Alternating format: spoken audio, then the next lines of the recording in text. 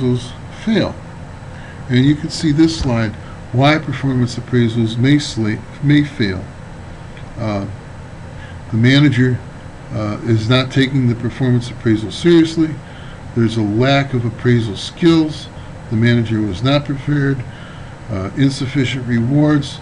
Manager lacks information. Ineffective discussion.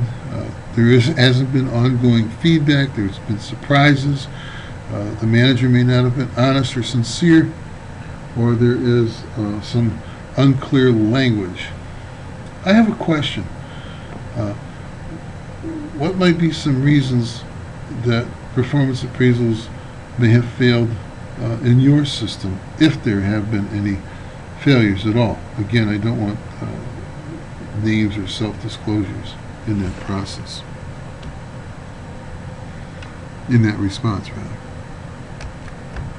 The authors discuss several kinds of errors that may occur with respect to evaluations. These include the halo effect, leniency bias, central tendency error, the recency errors and errors of overweighting, and also contrast errors and negativity errors in terms of what it is that the evaluator can perform. Okay?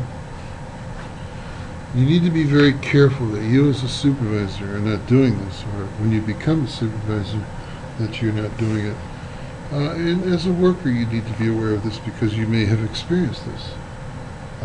The halo effect derives from the perception of one aspect of the worker's performance as outstanding, the favorable impression resulting from a single aspect. In other words, the halo effect can be both positive and it can be negative, as Kadushin and Harkness talk about.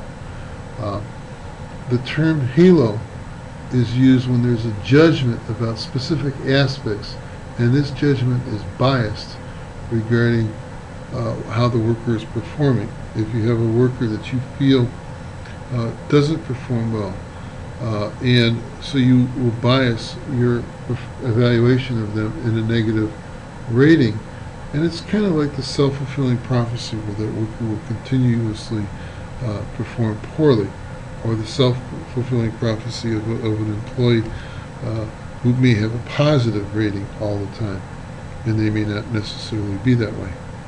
The leniency bias reflects a hesitancy to evaluate negative performance fairly and honestly. In other words, everybody seems to do better than what they've really been doing, so there's a bias where the supervisor may not evaluate the worker the way they really should be evaluated. Clients suffer, probationers, other staff suffer if you're too lenient, and then you get angry, and then you want to have the person suspended from employment, but you've been rating someone leniently, overlooking their performance. This damages the morale of workers who are good workers and see other workers getting good ratings when they really shouldn't be getting good ratings. Okay, and it doesn't put everybody on an equal plane, and it hurts clients in the long run. This happens in academia sometimes with respect to grade inflation. All right. Central tendency errors refers to the tendency in which everybody's an average worker. And so what we do is we take ratings and just make everybody the same. It's a safe rating that supervisors sometimes produce. The recency error or errors in overrating may also bias evaluations. An evaluation covers a specified period of time, and you should not rate somebody poorly because of something that recently occurred or a dramatic event that occurred not so long ago, and then the rater is evaluated poorly because of something they did a month ago or 2 months ago. Contrast errors are two kinds. One is related to the field, the context in which the evaluation is embedded. And most of the supervisors in the unit are either poor performers or the average performer looks better. So what you need to do is don't contrast people. Base it on what it is that they're actually doing in terms of their work, and don't use different employees as a standard. And this is what happens there with the contrast. Negativity effects also occur in errors as a rating, where when presented with both positive and negative information of a supervisee, the negative information generally gets more weight than the positive. Supervisors should be able to look at both strengths and the weaknesses and the good side of what the employee is doing, okay? So be cautious about these different kinds of errors in evaluation. Be introspective, be careful, and use good data when doing performance evaluations. Task assignment. Give an example of an error in evaluation that occurs in your system. No names, maintain confidentiality. Sources of appraisals. Well, workers, managers can get ratings and sources of appraisal in terms of how well somebody is performing from their superiors, other managers, your boss, who has informed you about what it is that your worker has been doing, is a good source of a rating. Another source are peers. What do your other colleagues say? What do other managers say? You are a source. What are the consumers of services? What are the clients saying? And what are other staff saying regarding that particular employee? What are some what are some examples of sources in your system? Okay.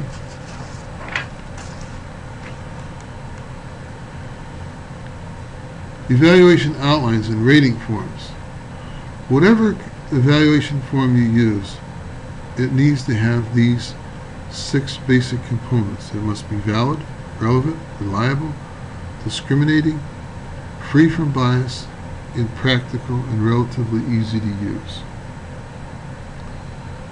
A valid rating form is a performance appraisal form that evaluates what it's supposed to evaluate, whether it's evaluating knowledge, skills, judgment, what the worker is doing, the work environment, their health and safety, whatever the basic components are that you're really looking at in terms of rating that particular individual. Is it relevant? Does it evaluate the job? Is it consistent? Are you using the same tool for all workers, for all of your staff? Is it discriminating? Does it provide clearly differentiating levels of performance? There's a difference between looking at quantity and quality of work, for example. I mean that's a very clear-cut example. Is it free from bias? Does it maximize objectivity and reduces subjectivity? Are you giving some kind of rating? And if you are giving rating, are those terms defined? Is it clear? What is the difference between satisfactory? What is the difference between competent performance? What is the difference between outstanding and superior? All right. Does it really say average? Do you truly understand your definition of terms? And is it practical and easy to use? That's very, very crucial. Because if you have a form that's very complicated, very difficult to understand for the employee and for the supervisor, then it's not a good one.